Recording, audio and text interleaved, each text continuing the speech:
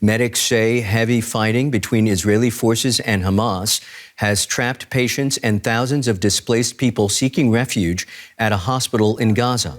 The Palestine Red Crescent Society said their emergency crews at Al-Quds Hospital are facing blackouts and intense shelling in the vicinity. The UN's World Health Organization expressed alarm at the situation in the Al-Shifa hospital. Medical staff there say it has run out of water, food, and electricity. Israel said it had clashed with Hamas nearby, but not fired on the hospital. Jason Lee is the country director, I should say, at Save the Children in the Palestinian territories in Ramallah. Jason, the Israeli army said it has agreed to evacuate babies from the Al-Shifa hospital. Your colleagues must be concerned. Some of the babies are in intensive care.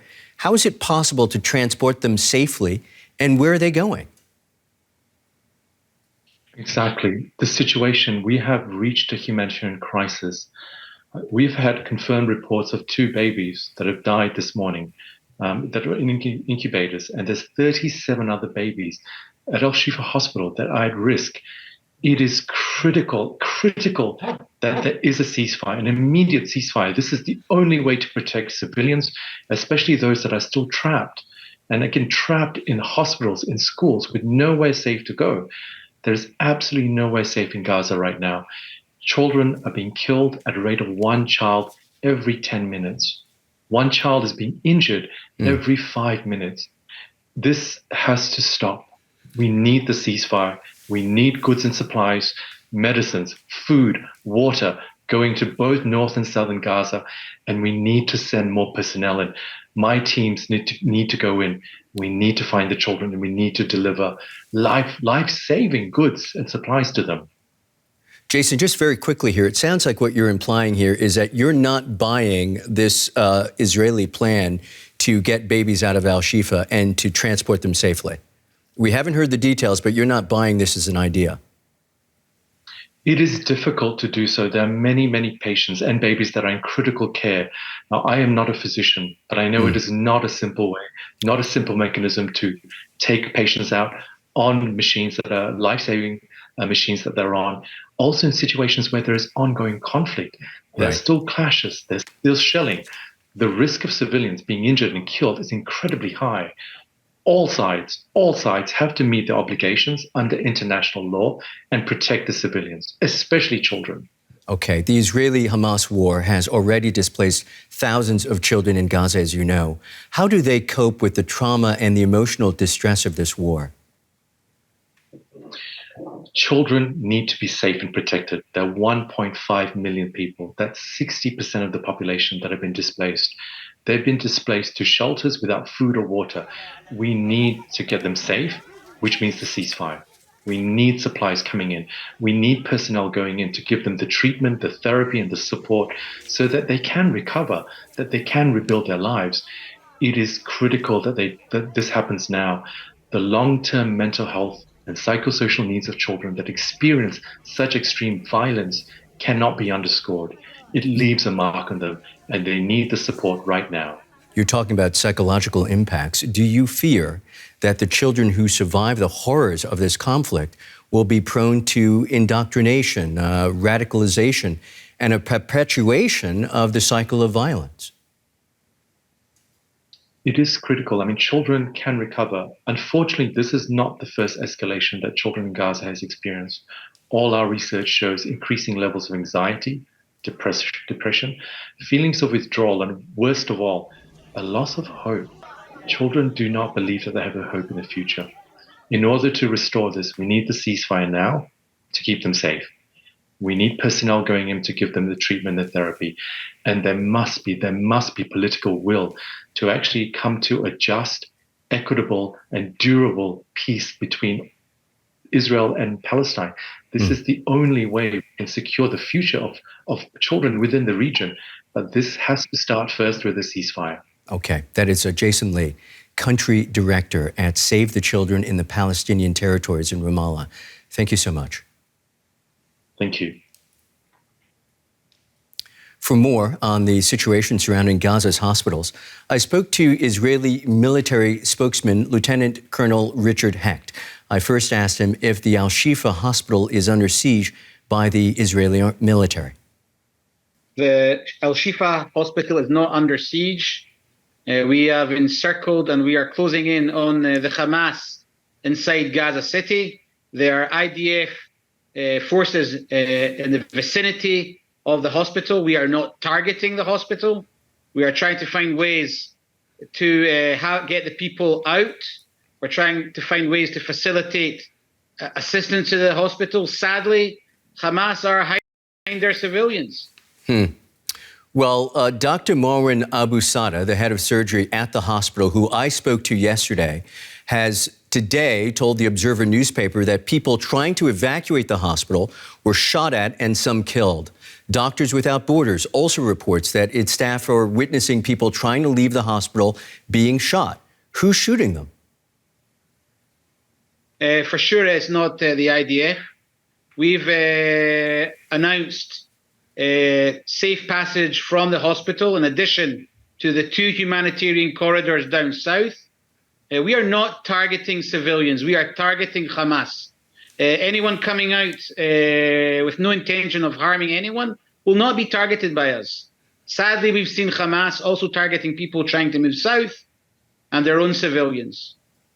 Lieutenant Colonel, you understand if I continue to push back, because there are lots of allegations from many corners. A surgeon from Doctors Without Borders, Mohammed Obaid, says 4 patients actually within the hospital have been shot by sniper fire. Was that the Israeli sniper fire? I'm not aware of these claims, and I do not believe, and I can tell you without knowing the details, there is no way the IDF sniper would shoot a patient in a hospital, Michael. This is not how we operate. What I'm curious about is the fact that over and over again, the Israeli army says that Hamas is using these hospital facilities for cover, essentially using the civilians there as human shields. What is difficult for people to understand, though they can understand the great suffering that Israel had to endure back on October 7th, the reason why you've actually started this campaign, what they don't understand is how you can distinguish between Hamas fighters and regular innocent Palestinians in a hospital or on the street. How can you say with assurance that Israel is not firing at innocent civilians, perhaps people that soldiers might mistake as Hamas militants? Well, Michael, first of all, this is war. And we have to also, we don't forget what happened on the 7th of October. But I will tell you, as a military, for the last month, we've been saying and allowing and doing everything we can in every capability we have, because we understand that we're not fighting the civilians. We are saying to the people, the civilians of the city of Gaza, to move south. We've opened these humanitarian corridors. We've done tactical pauses in neighborhoods to allow people to move. Sadly, as we've closed in, we've come to a sort of bottleneck with the hospitals, and we're trying to solve it. We're trying to solve it, Michael. It's very painful for me to see, too, not only as a soldier, as a father. And this is the cynicism of Hamas. We will do everything we can, and we're aware of the situation, the dire situation in the hospital. There'll be more information coming out today of how we try and intend to make this happen. It's very painful. That's all I can say. This is not something that we enjoy doing. Let me ask you. We have to stop Hamas. Let me move to another issue here. The Israeli military is offering to evacuate babies from the hospital. How do you envisage that working?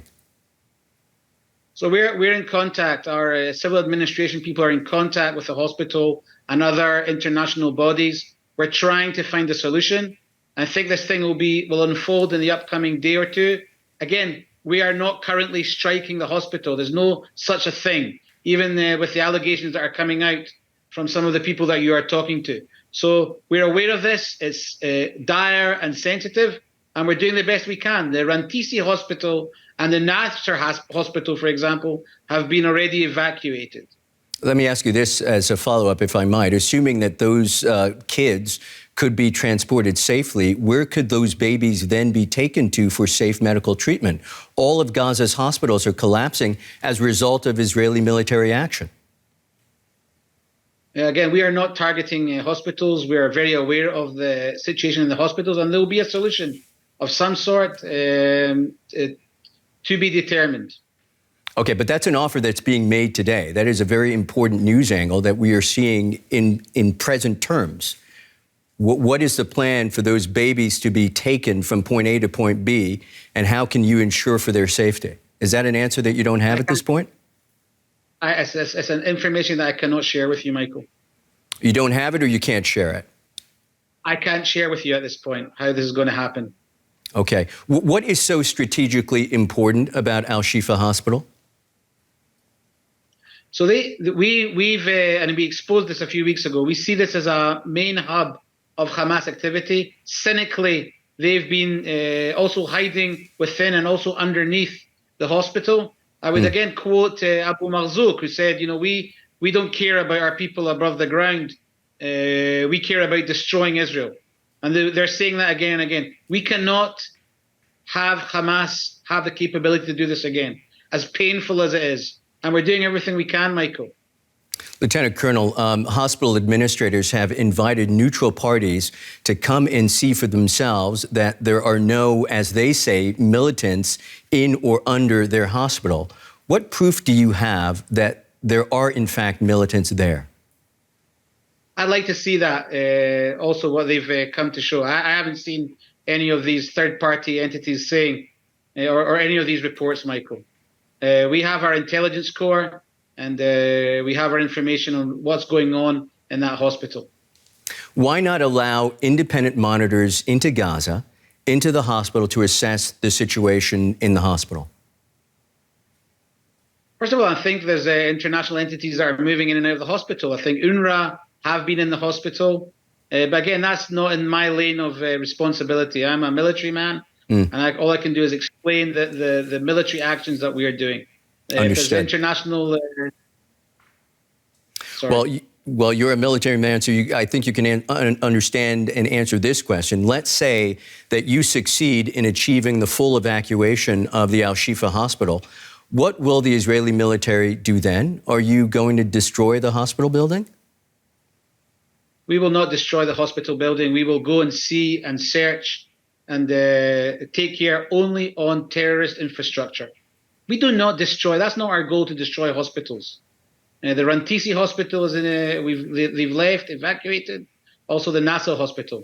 We're only going after military targets. It may not be your goal, but that's what you're effectively doing piecemeal right now. You must concede that, sir. We're not doing that. We have not striked or destroyed any hospital, Michael. Okay, that's Lieutenant Colonel Richard Hecht. We will go in a very specific way and try and root out the terrorist infrastructure. Again, Lieutenant Colonel Richard Hecht, Israeli military spokesman, thank you for your time. Thank you for having me. For more, I am pleased to welcome Dr. Marwan Abu Sada, head of surgery at the Al-Shifa Hospital in Gaza. It's a pleasure to have you on with us, sir. Fuel has run out and operations have been suspended at your hospital.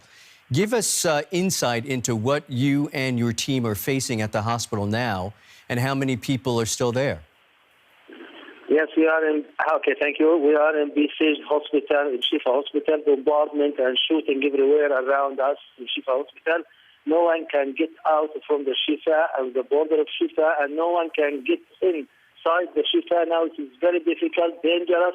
Anyone who daring to go outside, he is exposed to shooting or to bombardment and so on. Even if you walk inside the Shifa Hospital, between the building or inside the parking, you are exposed to shooting and so on. Here in Shifa Hospital, still we are accommodating around 600 patients in all the departments, and in the recovery area of our operation theater, and in the neonatal ICU. Not in neonatal ICU, not more in neonatal ICU. In the operating theater, we are keeping the neonatal babies, and I will show later the picture of that to the media. And also we are keeping in our ICU. And this is the fifth time Shifa was exposed to direct bombardment. Yesterday it was bombarded 4 times. The Gyna and Ops building was bombarded twice. And in front of the main administrative building was attacked. And also the outpatient building was attacked, the parking of it. And today, this morning, our ICU is directly attacked by bombardment. And it was a destruction to the wall and to the main ICU of Shifa Hospital.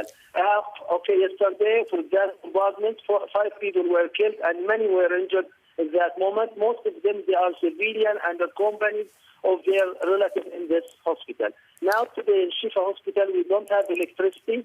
We ran out of water and the fuel. No. And now, today, we moved all the babies, 38 babies, from their neonatal ICU just to the main theater here in Shifa Hospital. We can have only electricity in this wall, and this is an unsafe condition. We are keeping them because yesterday we ran out of electricity. Doctor? Unfortunately, we lost 2 lives of neonates there, premature babies. We lost 2 lives, and because we cut off electricity during the night time, we also lost 1 life on mechanical ventilator in adult ICU.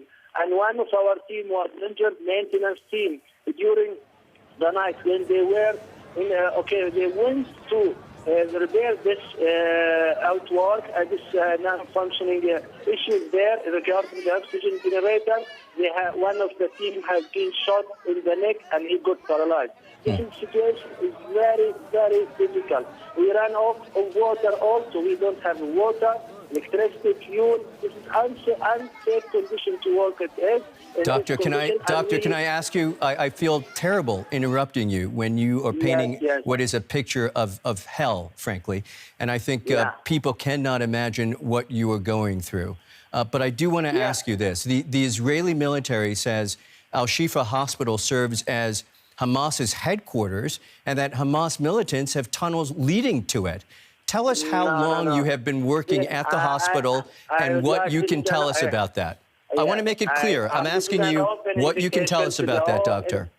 Yes, this is an open invitation to all international agencies and to the Israeli army to come to Shifa Hospital and to look for what we have in Shifa Hospital. What we have, this is the displaced people, the patients themselves, and we have the medical staff who are available in Shifa Hospital. This is a complete lie. We're not hiding any militant group here in Shifa Hospital.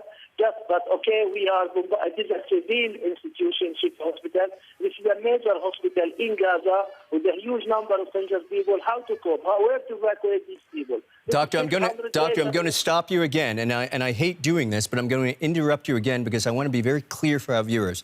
No one is suggesting necessarily that you or anyone else at the hospital is protecting Hamas or hiding them. The argument that the IDF, that the Israeli government is making is that Hamas is using innocent Palestinians as human shields and that they are hiding underneath your hospital. Can you tell us without any doubt that that's not happening? I don't know what is the underground. You may have the fuel in the underground. We don't know what is the underground. Okay, on the ground, nothing is there. On the ground, we can't tell. I don't know what is in Israel itself. There were tunnels in Israel. Why they didn't detect? Okay, we don't have any tunnels here in the underground. We don't see any opening force or here in the Shifa Hospital. This is a civil organization, I can assure you, and anyone can come to Shifa Hospital and see what is inside the Shifa Hospital. Nothing is clear. Okay, to be clear, this is a civil institution in Shifa Hospital. Well, then let me ask you this then, Doctor. Let me ask you this. You're clearly very emotional, and I think anyone listening to you will understand why. But then let me ask you in just very clear terms, is it your suggestion then that Israel is making this up for what purpose? To bomb innocent civilians? No, yes. Israeli always attacking the civilians. They are destruction. The main building were destructed here in Gaza. They are attacking the civilians. They are killing the civilians, especially the children and the women of Palestine. More than 11,000 people have been killed. Most of them, maybe the whole number is the civilians. There is no militants. People among them. Most of them, they are children. 40% they are children who have been killed. What about these children? They are Hamas children? They are militant group?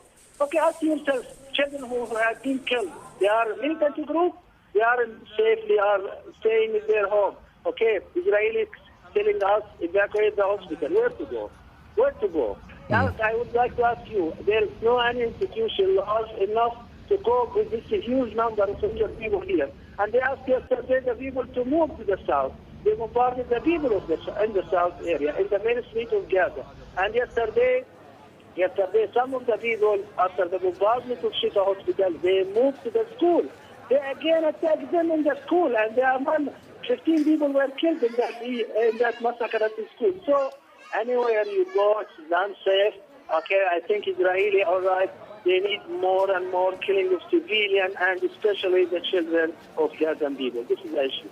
Thank you so much for your time, sir. That is Dr. Marwan Abu Sada.